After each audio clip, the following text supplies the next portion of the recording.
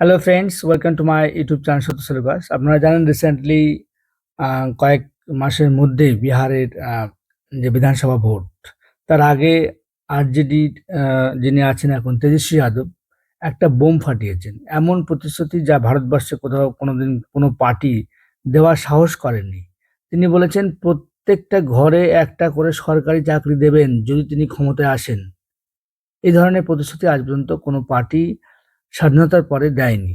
যাই হোক, তো আমরা দেখব আজকের এই ভিডিওতে এটা কি সত্যি সম্ভব বিহারের পক্ষে? বিহারের যে অর্থনীতি তাতে কি প্রত্যেকটা ঘরকে সরকারি চাকরি দেওয়া সম্ভব?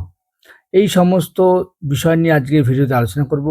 তো স্টে টিউনড, আপনারা দেখতে থাকুন। অনেক ইন্টারেস্টিং ফ্যাক্ট আপনারা বুঝতে পারবেন যে এই প্রতিশ্রুতিটা কি সত্যি ফেক না আসল, না এটা কি সত্যি ফিজিবল, না পসিবল না ইম্পসিবল, সমস্ত কিছু আজকের ভিডিওতে আপনারা দেখতে পাবেন। দেখুন, তেজস্বী যাদব বলেছে যে আমি যদি ক্ষমতায় আসি 20 দিনের মধ্যে আইন করব, যে প্রত্যেকটা বিহারের হাউস হোল্ড মানে প্রত্যেকটা বাড়িতে ধরুন 3-4 জন মেম্বার থাকে, পরিবার নিয়ে থাকে, তো প্রত্যেকটা ফ্যামিলিতে একজন সরকারি চাকরি করবে। তো এবং এই প্রজেক্টটা কমাসে ইমপ্লিমেন্ট হবে 20 মাসের মধ্যে, মানে 1.5 বছরের মধ্যে, ক্ষমতা 1.5 বছরের মধ্যে ওনার সব চাকরি মানে হাউস হোল্ড চাকরি পেয়ে যাবে। কারণ তিনি বলেছেন যে আহ, লালু প্রসাদ যাদব যখন ছিলেন তখন তিনি এমপ্লয়মেন্টকে এবং সামাজিক ন্যায়ের উপরে বেশি গুরুত্ব দিতেন। এবং তেজস্বী যাদবকে যখন সাংবাদিকরা জিজ্ঞেস করেছে যে এটা কি সত্যি সম্ভব, তিনি বলেছেন হ্যাঁ, এটা সায়েন্টিফিক্যালি ফিজিবল। তারা বিভিন্ন ডাটা থেকে এই তথ্য দেখেই এই ধরনের প্রমিসটা করেছেন।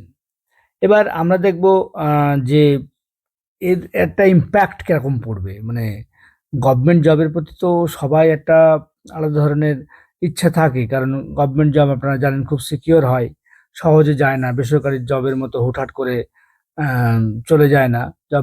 গভর্নমেন্ট জবের একটা সিকিউরিটি আছে, একটা যখন তখন কাউকে বের করতে পারে না, এবং পেনশন রয়েছে। So it is a very secure job. তো সেই চাকরি প্রত্যেকটা বাড়িতে যদি পায় একজন করে, তাহলে তো কোনো কথাই নেই, কোনো সমস্যা থাকবে না। প্রত্যেকটি পরিবারই দারিদ্র্য সীমা থেকে ওপরে উঠে যাবে। মানে একদম পুরো কি বলবো, আম দরিদ্র বলে কেউ থাকবেই না। এখন কাদেরকে এই আ আ যে প্রমিসটা করেছেন, কাদের টার্গেট করা হচ্ছে না, মাইগ্রেন্ট ওয়ার্কার্স। আপনারা জানেন যে সারা দেশ জুড়ে বিহারের প্রচুর মানুষ, বিহারে যেহেতু কাজকর্ম খুব কম রয়েছে, ওইজন্য বিভিন্ন রাজ্যে তারা কাজ করতে যায়। তাদেরকে মাইগ্রেন্ট ওয়ার্কার্স বলছে।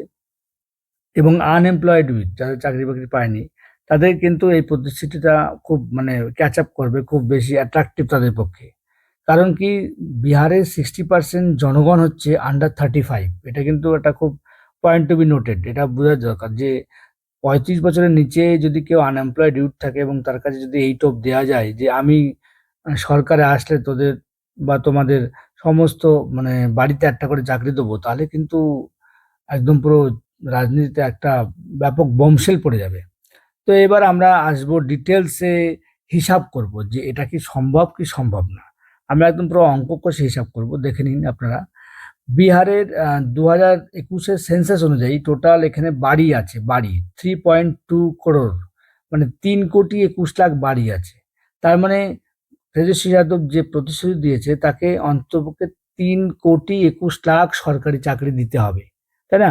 প্রত্যেক বাড়িতেই একটা করে গভর্নমেন্ট জব। তা 3.2 করোড় যদি বাড়ি থাকে, তাহলে প্রত্যেক বাড়িতে যদি একটা করে চাকরি দেয়, তাহলে চাকরিটা হলো 3.21 করোড় জব। এবং বিহারে বর্তমানে যে সরকারি কর্মীরা আছে তার সংখ্যা কত? না, মাত্র 5 লাখ সরকারি কর্মী আছে। এবং এই স্কিম যদি লঞ্চ করতে হয় যে প্রত্যেক বাড়িতে একটা করে সরকারি চাকরি, তাহলে কিন্তু এখন যে বর্তমান তাদের যে সরকারি চাকরির যে স্ট্রেংথ আছে 5 লাখ, সেটাকে 600 গুণ বাড়াতে হবে। বুঝতেই পারছো কতটা জাইজান্টিক কাজ। আরেকটু আমরা ডিটেলস হিসাবটা করে নিই। ধরো অ্যাভারেজ স্যালারি 6 লাখ করে হলো পার এমপ্লয়ি, গভর্নমেন্ট এমপ্লয়ি। তাহলে 3 কোটি জব, আমি ভাবলাম যে 21 লাখ জব বাদ দাও, 3 কোটি জবই দিল সরকারি চাকরি। তাহলে 3 into 6 লাখ করো, তাহলে 180 লক্ষ কোটি টাকা। এইটা হচ্ছে টোটাল মাইনে দিতে হবে গভর্নমেন্ট। তাছাড়া তো অন্যান্য পেনশন ফেনশনের তো আরো ঝামেলা রয়েছে। এবং বিহারের যে অ্যানুয়াল বাজেট সেটা আমরা দেখে নেব 3.2 লাখ। 3.2 লাখ কোটি টাকা। এবং এই সরকারি চাকরি যদি দিতে হয় তাহলে এই যে বাজেট, এই বাজেটকে বাড়াতে হবে 50 গুণ। যেটা আপনার মতে কি সম্ভব বলে মনে হয়? কখনোই সম্ভব না। কখন এই যে প্রমিসটা করা হয়েছে যে প্রত্যেক হাউস হোল্ডকে একটা করে সরকারি চাকরি দেওয়া যাবে, এটা কখন পসিবল না, যদি এটাকে বলা হয় যে বিভিন্ন যে বেসরকারি জব আছে, মনরেগা জব আছে, আশা কর্মী আছে, বিভিন্ন কন্ট্রাকচুয়াল জব যদি আইন এনে বলা হয় যে এগুলোও সরকারি জব, বা বেসরকারি জব পিপিপি মডেলে, সেখানেও গভর্নমেন্ট কিছুটা টাকা দিয়ে দিল, দিয়ে তাদেরকে বললো এরাও সব সরকারি চাকরি করে। এটা কিন্তু পসিবল, কিন্তু একদম ফ্রেশলি একদম 3 কোটি গভর্নমেন্ট সার্ভিস দেওয়াটা এবং 50 গুণ বাড়ানো বিহারের যে অ্যানুয়াল বাজেট, এটা খুব খুব মানে ইম্পসিবল টাস্ক, হতেই পারে না। যাই হোক, তিনি যখন বলেছেন যে সায়েন্টিফিক্যালি ফিজিবল, আমরা আশা করব যে তিনি নিশ্চয় ভেবেই বলেছেন। সো আপনারা কমেন্ট করুন কমেন্ট বক্সে যে এটা কি সত্যি সম্ভব বিহারে তেজস্বী যাদব যদি ক্ষমতায় আসে যে প্রত্যেকটা বাড়িতে একটা করে সরকারি জব চাকরি দিতে পারবে। যদি আমার ভিডিও ভালো লাগে অবশ্যই লাইক করবেন, আমার চ্যানেলকে সাবস্ক্রাইব করবেন। Thank you, tata, bye by.